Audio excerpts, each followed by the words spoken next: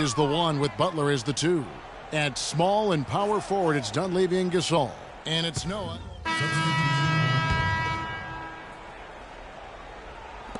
Chicago leading. Noah the screen. Here's Freak.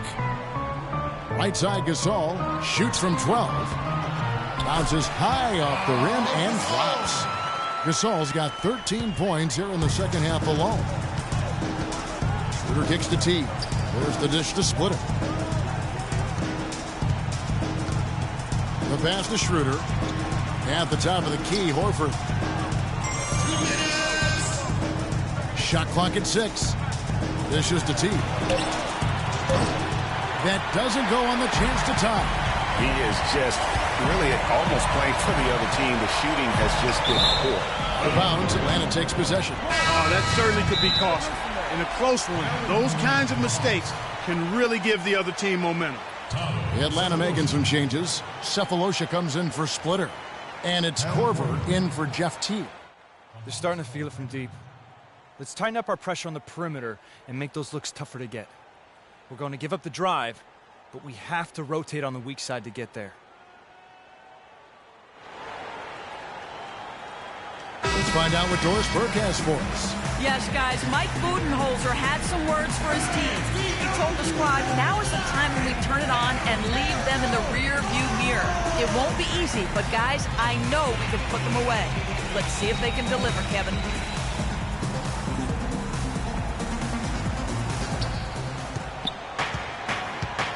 Now, here's Schroeder. 1:37 left in the fourth quarter of this one. And they've controlled the glass throughout this game, but it's still close. Guys, it's their hard work inside that has them out in front. But they can't let off now. They've got to keep it going. Freak. And a foul on the shot. He'll go to the stripe for 2. It's going to be on Kyle Korver. Can you believe the job they're doing at the foul line since halftime? I mean, they've been perfect so far. Yeah, as cool as can be, Clark. Great focus and efficiency. That's how they built this lead. Shooting 2. Shooting 2.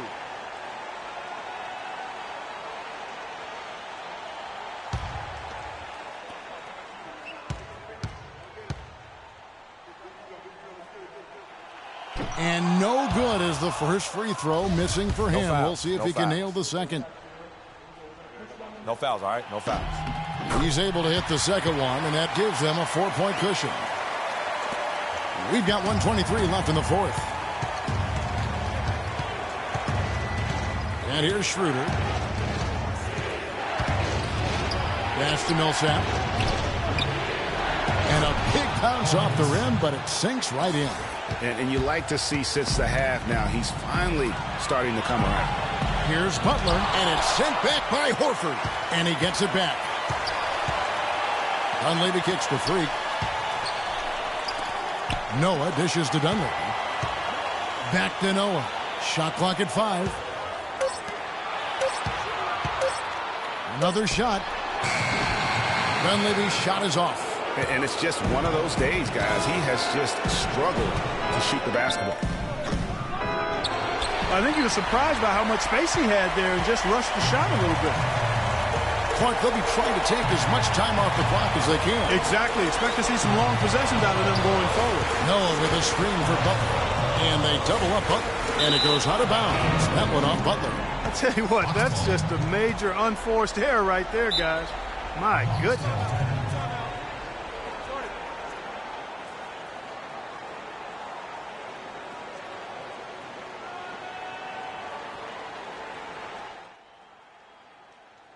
If we can't get the ball in, we have another timeout. Use it if you need it.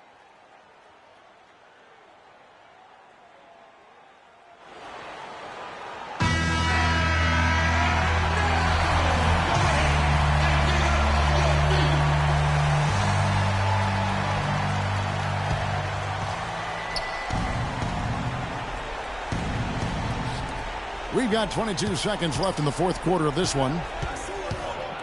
Schroeder passes to Korver. And out of bounds as the Bulls gain possession. That is just a careless turnover. You've got to be smarter in those exchanges. And so they choose to intentionally foul. That's right. No other option but to foul and hope for some misses. Yeah, they have to extend the game. I mean, plain and simple. Use every second you can on the clock here.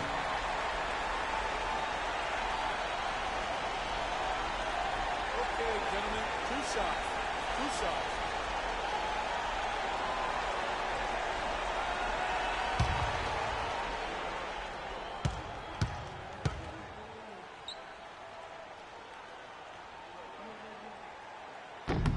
So the first one drops, and that makes it a 3-point lead.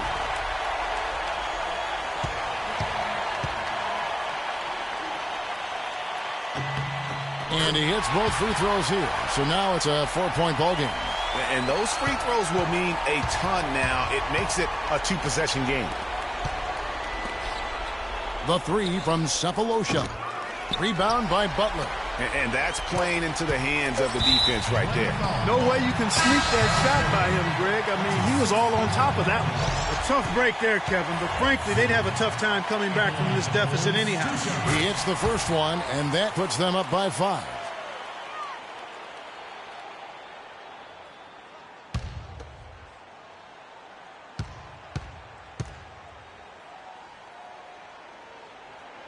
And he hits both free throws here. So now it's a 6-point ball game. And that's exactly how you close the game out. Those free throws will bury them for sure. Teague. Off target with that shot. And so it's Chicago winning this one. It was up for grabs right until the final seconds, Clark. You know what? They showed their character in crunch time, though, doing what had to be done to send these fans home happy. And a chance now to send you over to Doris Berg, standing by on the sideline. Doris? Good win.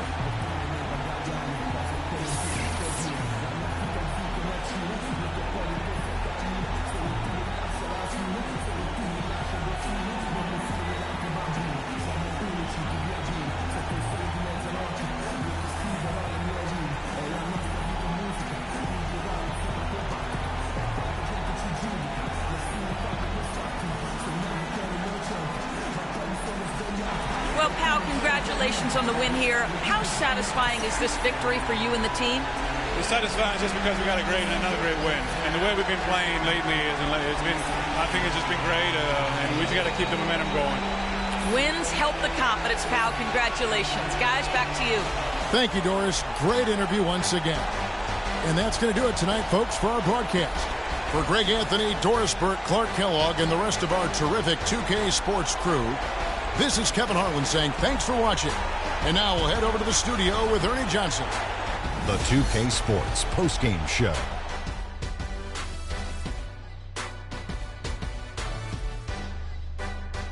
Ernie Johnson here again with Shaquille O'Neal and Kenny Smith. Without further ado, let's present to you our Jordan player of the game, Jimmy Butler. What you think, Shaq? Well, you know, when Butler's on the court, he's going to come at you in all sorts of ways. I mean, defensively, offensively, this guy can just flat out play. Let's not forget he's an all-star, too. There's no doubt about it. This guy is a leader. He was in attack mode all night, calling for it and delivering in some big, big plays and baskets. His point total shows everything that I'm talking about. The defense was like, what am I going to do? And he was like, nothing, because I'm toying with you. And that'll do it for our broadcast tonight. Hope you enjoyed the show. For me and Kenny Smith, Shaquille O'Neal, and Kevin Harlan, and the entire 2K Sports crew, have a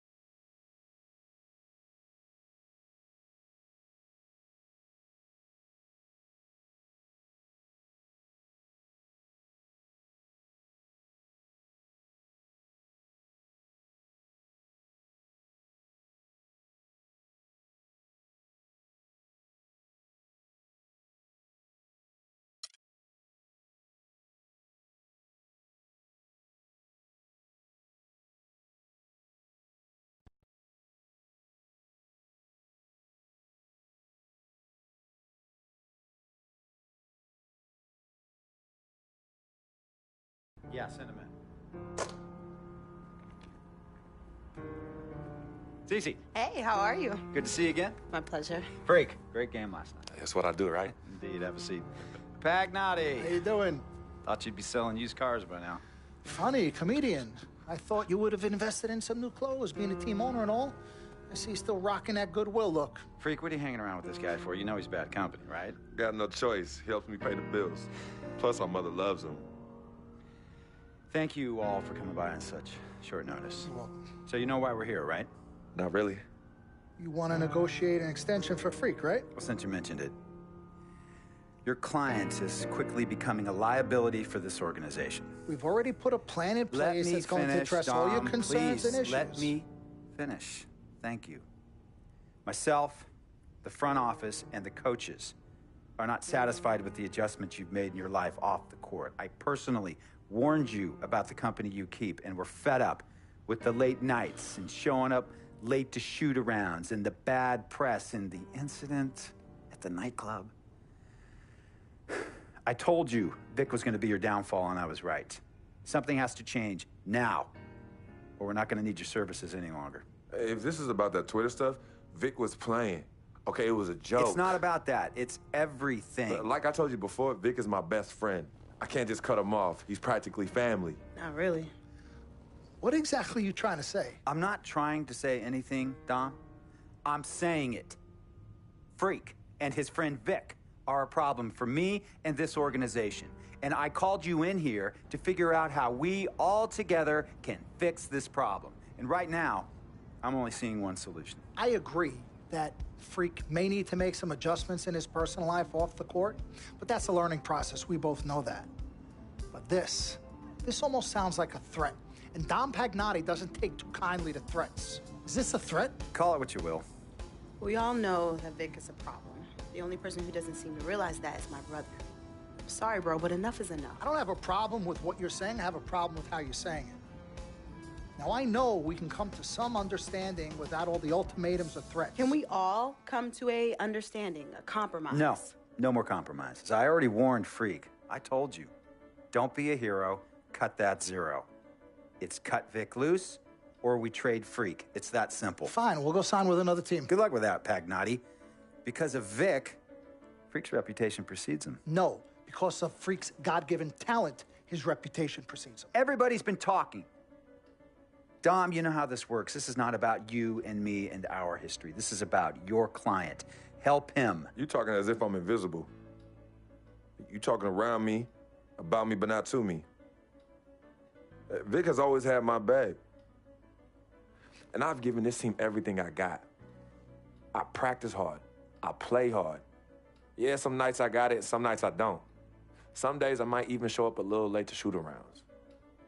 But every time I'm on that court, I've always given my best. And I see how it is, though. I mean, us players got to be loyal to you, but you don't have to be loyal to us players. Try to give me some father and son talk, talking about how you love your players and how you look up for them. Come on, man. You trying to cut me off like you cut off Izzy. Don't you have people loyal to you no matter what?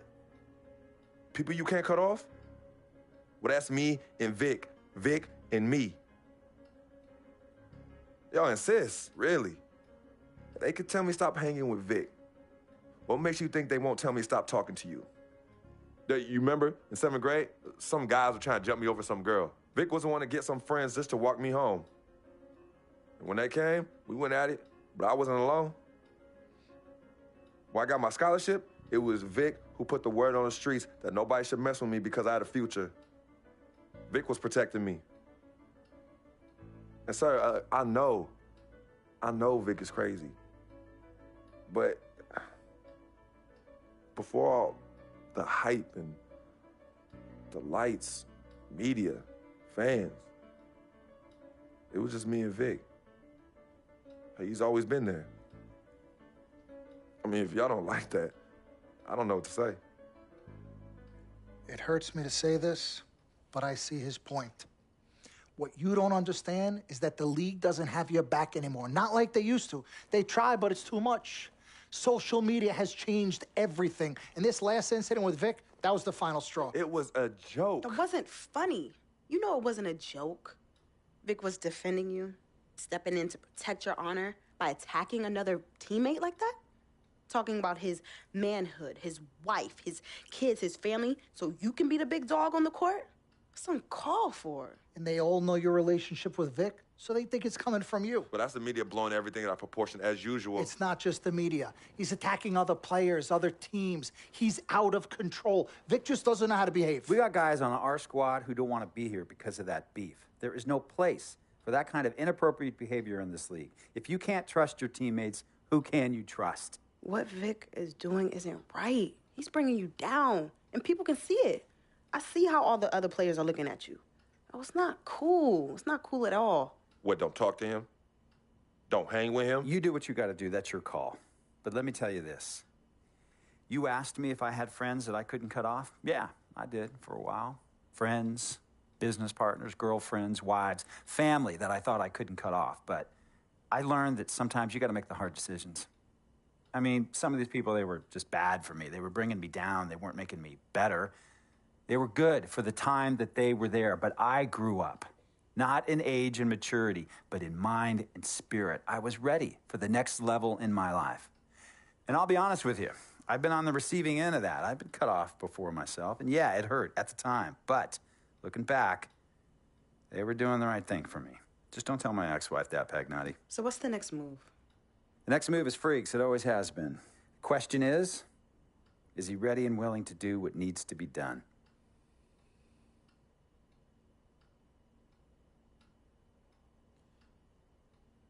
This is messed up. You take a moment to think about it, but think long, think wrong. The snafu should have been cleaned up a long time ago. With or without you, we got games to win. Freak, you gotta handle your business. Okay, we've all said our piece. You might cut me off as your manager, but I will always be your sister. Twin, this is on you. I might not like it, but I will respect any decision you make.